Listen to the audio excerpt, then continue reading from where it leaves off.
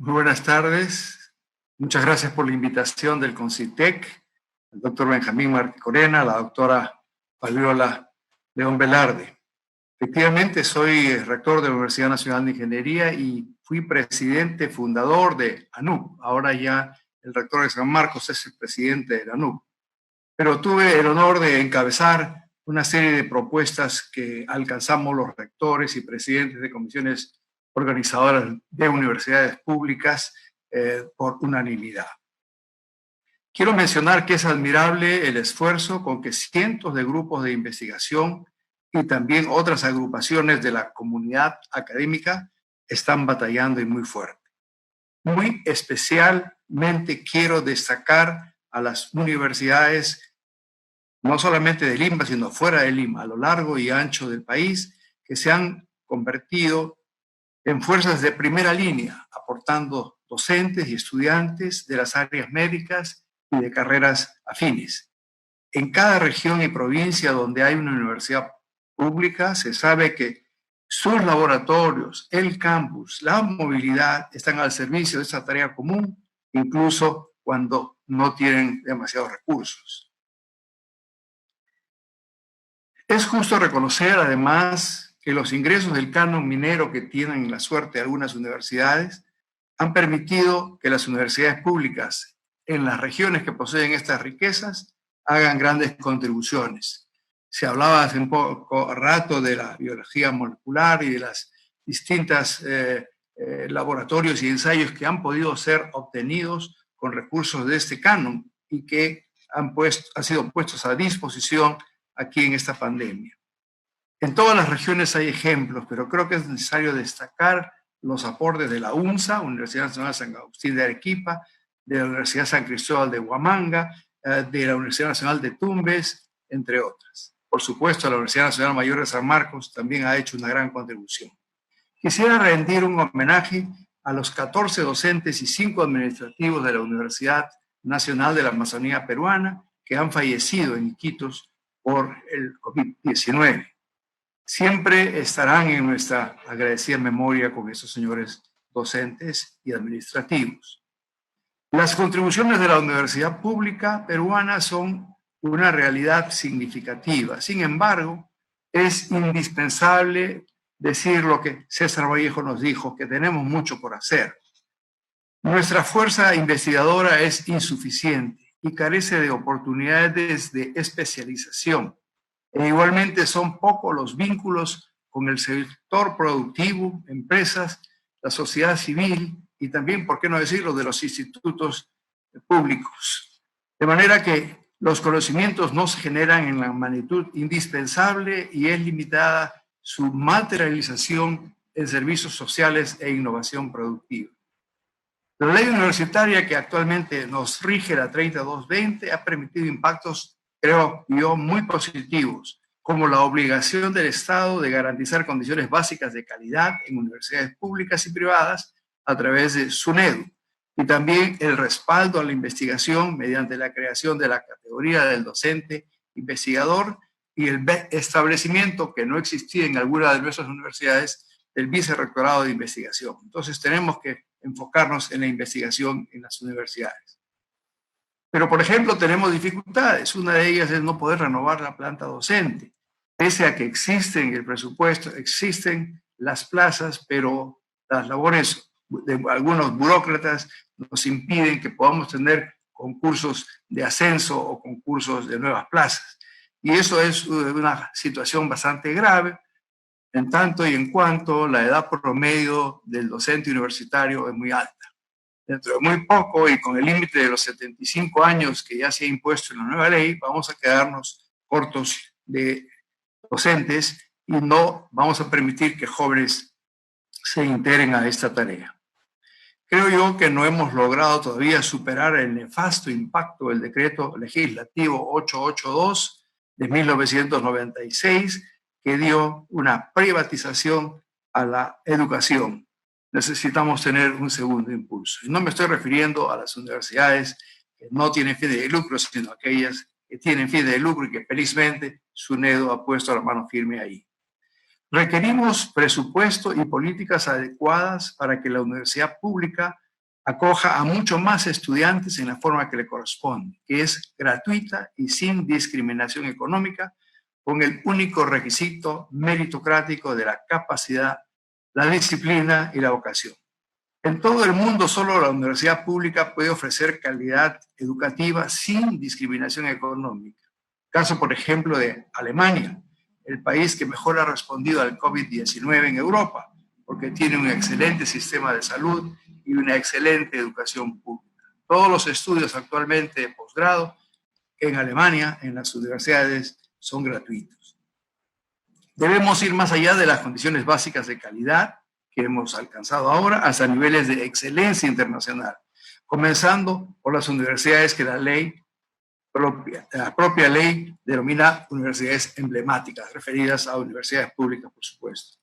Para el 2030, 9 años después del bicentenario de la proclamación de la independencia, el sistema de la universidad pública peruana tendría que verse consolidado, alcanzando grandes metas en esta perspectiva de excelencia.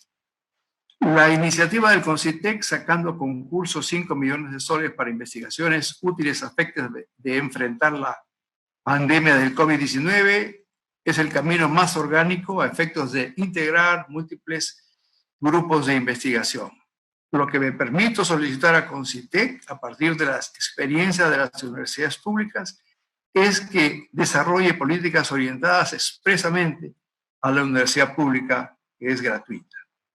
Los fondos de investigación orientados a metas prioritarias de la sociedad que asume el Estado deben complementarse con propuestas concretas de grandes alianzas para materializar las ideas científicas y sus aplicaciones, como se hace en Corea del Sur. Tenemos en este tiempo un buen ejemplo, el de la Marina de Guerra, que felizmente conserva ciertas instalaciones industriales con financiamiento de empresas privadas y participación de sectores académicos, está produciendo ventiladores mecánicos. Hay varias otras universidades que estamos en esa ruta y esperamos concretar pronto estos elementos. Uno de los fondos del CONCITEC ha sido ganado por el proyecto nuestro de fabricar telas de tecnología avanzada, casi futurista, con nanopartículas metálicas, bactericidas y virucidas. Es una idea que podría traducirse en un nuevo tipo de producción textil peruana orientada a satisfacer requerimientos internos, así como a las exportaciones. Para ello se requiere unir facilidades públicas con entidades y empresas privadas, como es el caso de los parques industriales y de investigación científica. La universidad pública necesita tener muchos más investigadores con los mejores grados, los grados del Perú y del mundo, que trabajen conforme a metas prioritarias del país y en alianza con la empresa privada. Yo creo que me quedo aquí para tener siguientes elementos. Muchas gracias. En esta segunda intervención quisiera conversar sobre la relación necesaria entre las universidades y los institutos nacionales de investigación, aprovechando la presencia de tan distinguidas investigadoras. Como se dijo el día lunes de este mismo coloquio, el Perú es uno de los países más retrasados en América Latina, tanto en la institucionalización de la ciencia y tecnología como en el financiamiento de la misma. Hemos reclamado en el pasado un incremento mayor del PBI dedicado a la ciencia, tecnología e innovación. El crecimiento económico que nos facilitó en los últimos 10 a 20 años mejoró los recursos y oportunidades, pero también en este campo es claro que nos faltaba todavía mucho más. Los países necesitan institutos nacionales de investigación para concentrar recursos de toda la sociedad en temas prioritarios. Pero los institutos no pueden fortalecerse, y eso ya lo han dicho algunas de las que me han antecedido, lejos de las universidades de donde surgen las nuevas jornadas de académicos y científicos. Me permito sugerir que establezcamos lazos más profundos entre las universidades y los institutos en aspectos tan concretos como el intercambio de investigadores y de información, pensando siempre en los requerimientos que vienen de necesidades sociales e igualmente urgencias surgidas de la producción.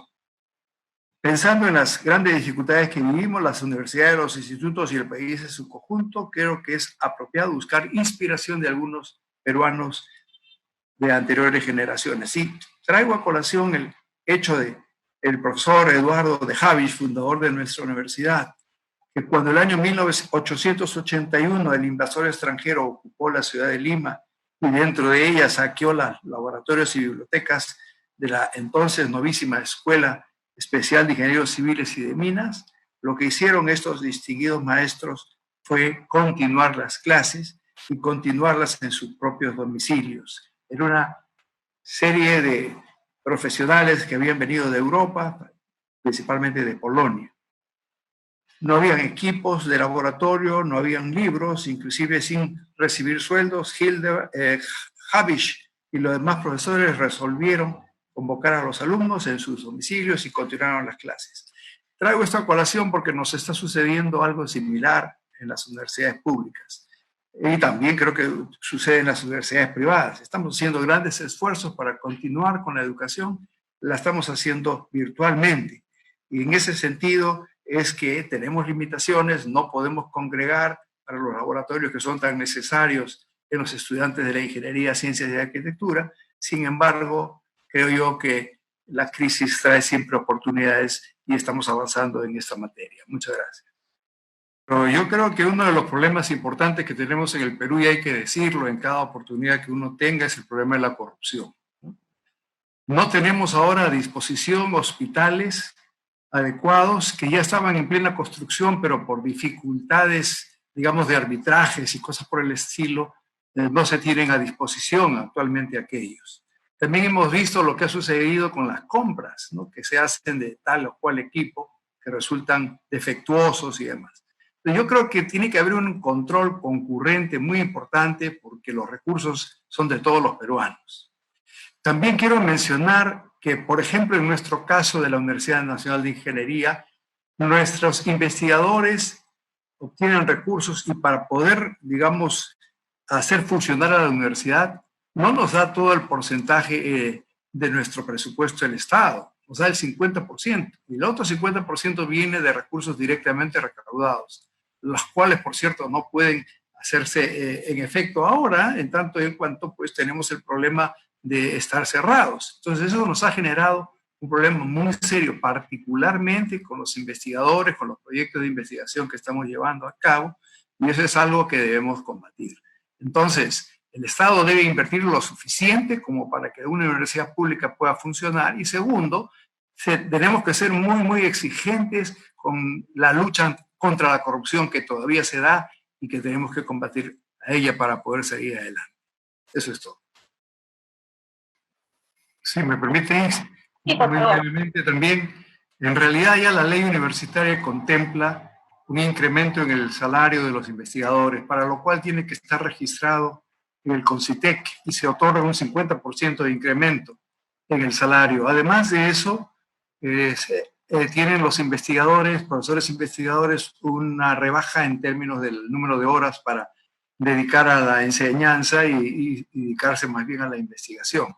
Adicionalmente a eso, en nuestra universidad, por lo menos, con los recursos directamente recaudados, hemos dado un incentivo adicional a los señores investigadores en función de los proyectos que han conseguido y en función a su dedicación. O sea, eso está caminando, no en la cantidad y el nivel que nosotros quisiéramos, pero ese es un avance que se ha logrado a través de gestiones que realizamos como ANUC y el Ministerio de Educación a través de la DIGESU, que es la Dirección General Superior de Educación Universitaria.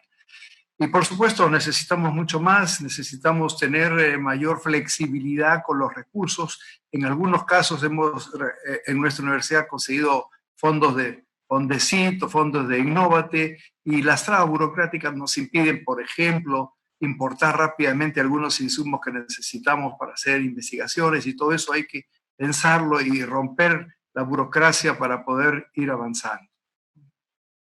En relación a ciencias sociales y otras ingenierías, yo creo que sí hay un buen aporte. En nuestra Facultad de Ingeniería Económica, Estadística y Ciencias Sociales hay varios grupos que están trabajando con relación al análisis, a las predicciones del contagio y digamos el análisis mismo estadísticamente hablando de esta pandemia, ¿no? Y creo que han salido ya públicamente este tipo de trabajos.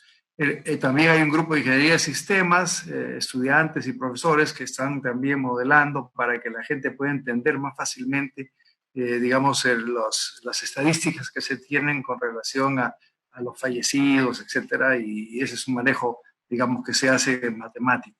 Pero también en el campo de la salud, ¿no? Hay 2 o 3 grupos de investigación en nuestra universidad que están íntimamente ligados a doctores tanto de Cayetano, como mencionó ya la doctora Ochoa, como al hospital Arzobispo Loaiza, al hospital militar también, porque se están desarrollando ventiladores mecánicos de bajo costo y que puedan ser adquiridas las piezas para armarlos nacionalmente. Entonces hay siempre una interacción ahí muy interesante. Estos chicos se han encerrado en esos 2 últimos meses y han tenido un contacto permanente con médicos intensivistas, fundamentalmente, como para poder definir adecuadamente este caso. Hay algunos de los equipos que ya están, o los prototipos que están utilizando, que están en la etapa que le llaman preclínica, y otros que están en la etapa clínica, ¿no? Es decir, se tiene que ensayar eso para saber que está tratándose adecuadamente. Y aquí quisiera aprovechar para agradecer públicamente al señor ministro Víctor Zamora de Salud, que ha tenido la gentileza de visitar nuestra universidad y conversar y dirigir y apoyar este desarrollo de los equipos que estamos haciendo. Creo que tenemos que todos apoyar, todos juntos, salir de esta pandemia. Gracias. Esta enfermedad ha venido pues muy repentinamente, ¿no? Y entonces esto ha hecho que recién se estén organizando este tipo de grupos para hacer estudios, pero las redes neuronales, que es inteligencia artificial, ya es algo bastante conocido, que se ha aplicado en otras instancias. Por ejemplo, yo tengo una red acelerográfica a nivel nacional que trabaja con redes neuronales, pero este asunto de las enfermedades de esta pandemia es algo nuevo. Sí sé que el CETIC de nuestra universidad está trabajando en eso, así como otras facultades que están relacionadas a la electrónica, a la mecatrónica, a sistemas, etcétera. Entonces, sí es algo que nos va a tomar un poco de tiempo. Sí hay aproximaciones tanto del gobierno como de estas compañías telefónicas y demás que quieren trabajar en ese campo, y vamos a tener que comenzar.